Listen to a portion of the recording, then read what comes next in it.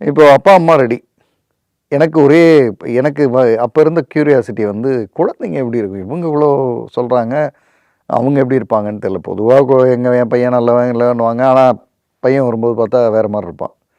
சரின்ட்டு அப்புறம் குழந்தைங்கள்ட்ட பேசலான்னு 2 குழந்தைகிட்டயும் பேசினா, 2 குழந்தையும் நல்ல குழந்தைங்க. அதாவது பையன் வந்து என்ன சொல்றாருன்னா, அப்பா, அம்மா எனக்கு நல்லது தான் சொல்லுவாங்க.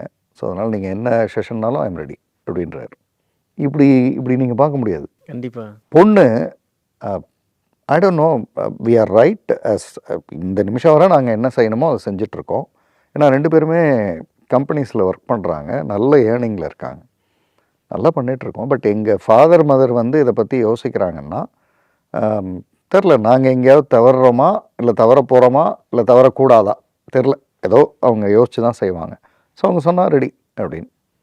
செஷன் ஸ்டார்ட் ஆகுது. செஷனை வந்து சின்சியராக கேட்க ஆரம்பிக்கிறாங்க.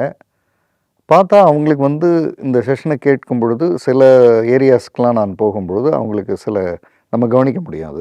அந்த முகம் மாறுறதுன்றது கவனிக்க முடியுது. ஒரு குறிப்பாக சொல்லணுன்னா ஒரு பேட் ஹேபிட் பற்றி பேசும்போது முகம் மாறுது.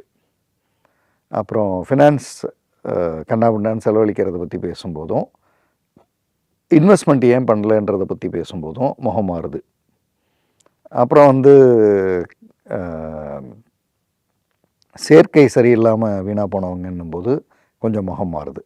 எல்லா செஷன்லாம் முடித்து ஃபீட்பேக் கேட்கும்போது கடைசியாக இது ஒரு லாங் செஷன்ஸ். அதாவது ஒரு 10 டாபிக்ஸ்னும் போது நான் எப்போவுமே ஒரு செஷனுக்கு இன்னொரு செஷனுக்கு இடையில ஒரு 10-15 டேஸ் கேப் கொடுப்பேன்.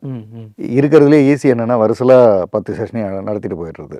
ஆனால் அந்த கேப் கொடுக்கும்போது என்ன ஆகிடுதுன்னா, இப்போ 10 செஷன்ஸ்னால் 10 × 15, 20, 15 வச்சுங்க. இப்போ 150 டேஸ். ஸோ ஆல்மோஸ்ட் 5 மந்த்ஸ் பேரலாக அவங்க என் கூட ட்ராவல் பண்ணுறாங்க. ஸோ அவங்களுக்கு அங்கங்கே ஏதாவது சின்ன சின்ன குவரிஸ் இருந்தாலும் கேட்டுக்கலாம். இப்போ அந்த இதெல்லாம் முடிக்கும் பொழுது அவங்க ஃபீட்பேக் சொன்னது வந்து, அதாவது அவங்களும் சொல்லலை, நானும் கேட்கல. இது இது இந்த இந்த கவுன்சிலிங்கை வந்து கண்டிப்பாக இதை தொடர்ச்சியாக நக்கீரனில் பார்த்துட்ருக்கவங்களுக்கு சொல்லணுன்றதுக்காகவே சொல்கிறேன். சார் நீங்கள் சொன்னதில் ஒரு 3 இடத்துல நான் தவறு பண்ணியிருக்கேன். அதை நான் சரி பண்ணிட்டேன். தேங்க்யூ. அதோட அது என்ன ஏது அதுக்குள்ளே நானும் போகல. ஓகே. அந்த பக்கம் அந்த பொண்ணு வந்து ஆல்மோஸ்ட் ஆல் ரைட். ஆனால் ஒரு இடத்துல நான் நிச்சயமாக தவறு பண்ணியிருப்பேன்.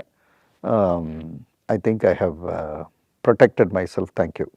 நீங்கள் அது ஒரு வேளை இது செய்யலைன்னா நான் பாதை மாறி இருக்கக்கூடும். அதனால் தேங்க்யூ.